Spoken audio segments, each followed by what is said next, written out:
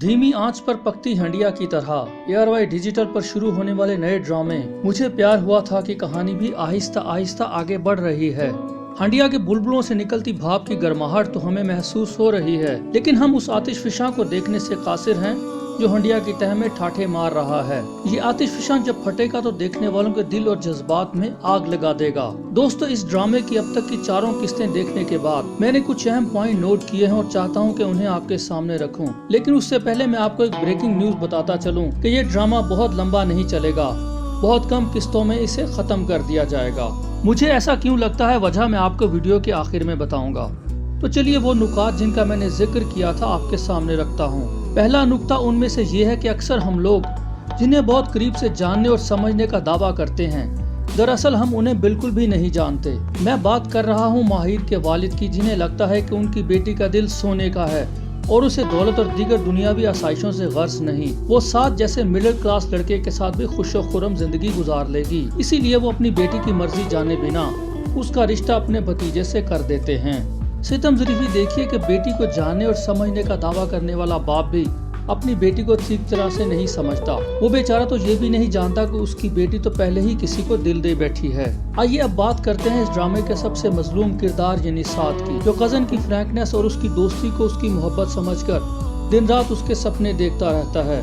लेकिन उसके सपने उस दिन ताश के पत्तों के महल की तरह टूटकर बिखर गए जब ऐन मंगनी वाले दिन माही यानी माहिर ने उसे अरीब की मोहब्बत और उसके प्रपोजल के बारे में बताया। साथ के लिए यकीनन ये सब उसकी मोहब्बत पर किसी एटम बम के हमले से कम नहीं, लेकिन एक अच्छे इंसान होने का सबूत देते हुए वो घर वालों को इसके बारे में कुछ नहीं बताता और जल्दी सोने का बहाना करके अपने कमरे में चला जाता है। जहाँ तक बात है इस ड्रामे के मरकजी किरदार यानी माहिर की, तो उस पर मेरे कुछ एतराजात हैं। ये लड़की जितनी मासूम और भोली भाली दिखती है इतनी है नहीं। बाप के सामने साथ के लिए बज़ाहिर रजामंदी जाहिर करने वाली अकेले में साथ के साथ मंगनी से न सिर्फ इनकार कर देती है बल्कि तवक्को करती है कि इस रिश्ते से इनकार भी साथ ही करे ताकि वो सबके सामने बुरी बनने से बच जाए। अरीब के प्रपोजल के बाद जब माहिर नाराज होकर घर वापस जाने के लिए अपनी कजन की गाड़ी में आकर बैठ जाती है और पीछे से अरीब आकर गाड़ी में उसे अपनी मोहब्बत का यकीन दिलाता है, तो वहाँ माही उससे कहती है कि सबके सामने प्रपोज करने की क्या जरूरत थी, एक बार पूछ तो लिया होता,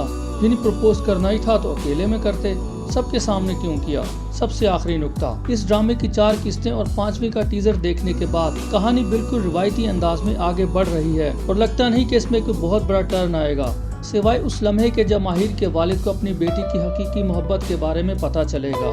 5वीं किस्त के टीजर में डायरेक्टर ने नाजरीन को उलझाने की पूरी कोशिश की है, लेकिन आपकी उलझन मैं दूर किए देता हूँ। ये ड्रामा चूँकि रिवायती अंदाज में एक ही ट्रैक पर आगे बढ़ रहा है, इसलिए ज्यादा से ज्यादा 12 या 15 किस्तों में इसे खत्म कर दिया जाएगा और उससे पहले ड्रामा राइटर और डायरेक्टर हम इसी चक्कर में उलझाए रखेंगे कि माही साथ की होगी या उसकी जिससे वो मोहब्बत करती है। इस सवाल का 100% दुरुस्त जवाब देने का दावा तो नहीं करता, लेकिन हाँ, राइटर जिस तरह से कहानी को आगे बढ़ा रहा है उससे हम ये अंदाजा जरूर लगा सकते हैं कि माही उसी को मिलनी चाहिए जिसे वो चाहती है। ये मैं इसलिए कह रहा हूँ क्योंकि अब बगौर देखें तो इस ड्रामे की कहानी कजन मैरिज के खिलाफ है। इस हवाले से एक अहम नुक्ता ये है कि साद की माही से मोहब्बत एक तरफा है, जबकि माही और अरीब की मोहब्बत 2 तरफा है। यूं अरीब का पलड़ा हर लिहाज से साद पर भारी है।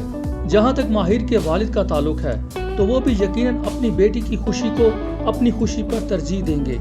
यूं एक रिवायती ड्रामा बिल्कुल रिवायती से अंदाज में खत्म हो जाएगा।